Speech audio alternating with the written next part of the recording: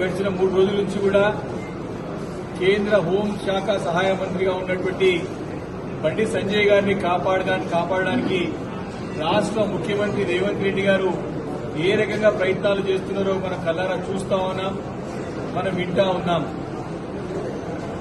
కేంద్ర హోంశాఖ సహాయ మంత్రిగా ఉన్నటువంటి బండి సంజయ్ గారి కుమారుడు మరి పోక్సో చట్టం కింద కేసు నమోదై దాదాపు 3 రోజులు కావస్తా ఉన్నా మరి దానిపైన ఇలాంటి విచారణ చేపట్టకుండా తక్షణం ఎవరైతే బండి సంజయ్ కుమార్ గారి కుమారుడు ఎవరైతే ఉన్నారో వారిపైన కేసు బుక్ అయింది. ఇమ్మీడియట్ గా వారిని తక్షణం అరెస్ట్ చేయాల్సిన అవసరం ఉన్నా ఇలాంటి చర్యలు తీసుకోకుండా తిరిగి వారిని కాపాడే ప్రయత్నం రాష్ట్రంలో ఉన్నటువంటి హోంశాఖ బాధ్యతలు చేపట్టినటువంటి ముఖ్యమంత్రి రేవంత్ రెడ్డి గారు కాపాడడానికి విశ్వ ప్రయత్నాలు చేస్తున్నది మనకు స్పష్టంగా కనపడతా ఉన్నది.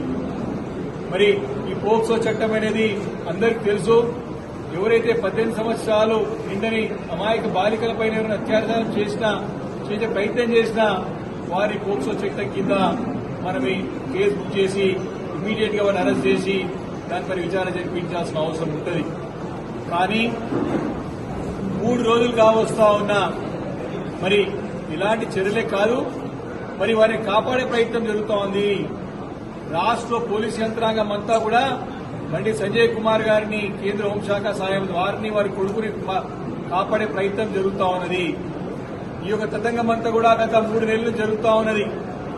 ఈ యొక్క కేసులో ప్రత్యక్షంగా బండి సంజయ్ గారు కూడా మరి ఇక్కడ దీంట్లో ఒక కల్పిట్ గా ఉన్నాడు. దీంట్లో వారు కూడా ఈ నేరంలో భాగస్వాములు ఉన్నారు.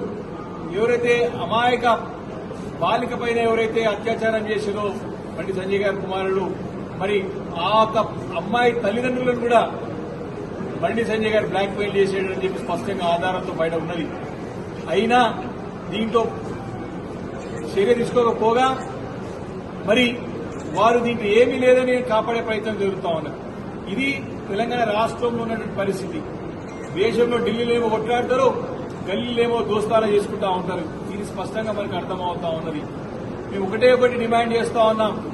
మొన్న నమోదైనటువంటి కేసు అయితే పేట్ బషీరాబాద్ పోలీస్ స్టేషన్ లో బాలిక తల్లిదండ్రులు అయితే కేసు పెట్టినారో మరి అది విచారణ జరగాలంటే నిష్పక్షపాతంగా విచారణ జరగాలంటే దాంట్లో ఎలాంటి అవకతవకలు జరగవద్దంటే ఇమ్మీడియట్ గా బండి సంజయ్ కుమార్ గారు తన కేంద్ర మంత్రి పదవికి రాజీనామా చేయాలి.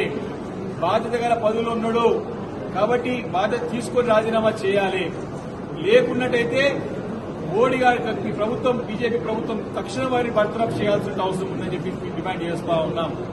కాబట్టి ఇన్ని సాక్ష్యాధారాలు ఉన్నా మరి ఇంకా కూడా తప్పించుకునే ప్రయత్నం ఉంటా మళ్లీ ఆ బాలిక పైననే మళ్లీ హనీ ట్రాప్ కేసు పెట్టే ప్రయత్నం జరుగుతూ ఉన్నారు. అసలు 18 సంవత్సరాల నిండిన అమాయక పాపం మీద హనీ ట్రాప్ కేసు బుక్ చేసే ప్రయత్నం చేస్తూ ఉన్నారు.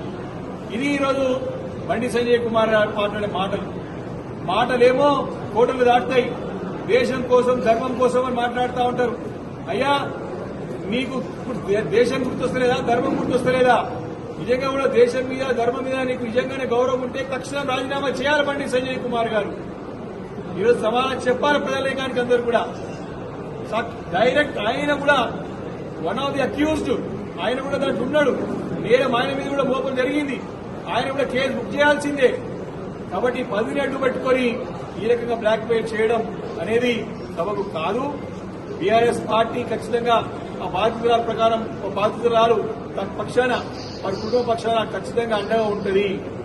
ఇప్పటికే పోరాటాలు జరుగుతూ ఉన్నాయి. ఇదే కనుక కొనసాగితే పెద్ద ఎత్తున పోరాటాలు కొనసాగడానికి సిద్దంగా ఉన్నది బీఆర్ఎస్ పార్టీ. ఈరోజు ఇంత పట్టబయలు